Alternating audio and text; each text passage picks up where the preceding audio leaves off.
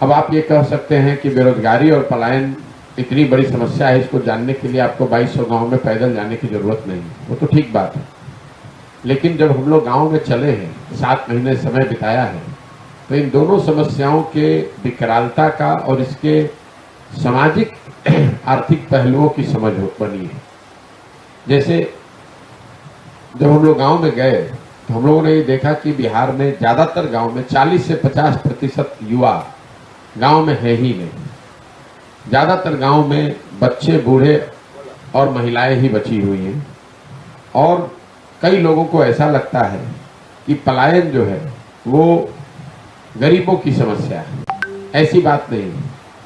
पलायन से जितना प्रभावित गरीब समुदाय है, करीब करीब उतना ही प्रभावित आर्थिक रूप से समृद्ध लोग भी हैं।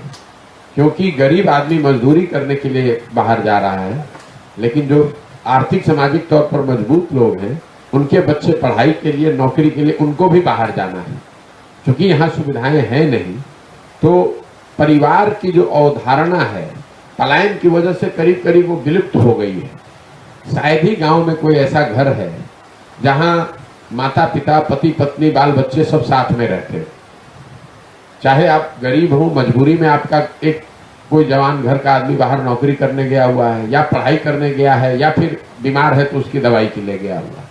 तो परिवार की पूरी समता मूलक शिक्षा व्यवस्था बनाने की दिशा में प्रयास हुआ है। इसका नतीजा ये हुआ कि जहाँ विद्यालय है वहाँ शिक्षक नहीं है, जहाँ शिक्षक है वहाँ विद्यालय नहीं है, जहाँ दोनों है वहाँ बच्चे ही नहीं। और कहीं कहीं अगर तीनों भी है तो शिक्षकों को गैर शैक्षणिक कार्य में लगा दिया है। तो पढ़ाई को लेकर जो पूरी उदासीनता है, उसकी वजह से शिक्षा व्यवस्था पूरी तरीके से यहाँ ध्वस्त हो गई है। और मैं ऐसा मानता हूँ कि जब इस कालखंड का इतिहास लिखा जाएगा तो जैसे लालू जी के कालखंड को अपराधियों के जंगल राज के तौर पर याद किया जाता है, नीतीश के राज में शिक्षा व्यवस्था का ध्वस्त हो जाना उनके कालखंड का सबसे बड़ा काला अध्याय होगा। ऐसा इसलिए कि देखिए, अगर आज सड़क टूटी हुई है, कल एक अच्छी सरकार आ जाए तो सड़क बन सकती है। लेकिन जो लोग इस शिक्षा व्यवस्था से पढ़कर निकल गए, अब जीवन भर एक अच्छी सरकार आ भी जाए तो भी अब वो शिक्षित समाज के पीछे ही चलेंगे। अब वापस आकर वो पढ़ाई नहीं कर सकते। और नीतीश कुमार जो स्वयं से एक पढ़े लिखे व्यक्ति हैं, उनके मुख्यमंत्री रहते हुए बिहार की शिक्षा व्यवस्था का ध्वस्त हो जाना ये बहुत दुखद और समाज के लिए चिंतनीय विषय है। और कभी भी मुझे ऐसा लगता है कि इतिहास नीतीश कुमार को इस चीज के लिए माफ नहीं करेगा।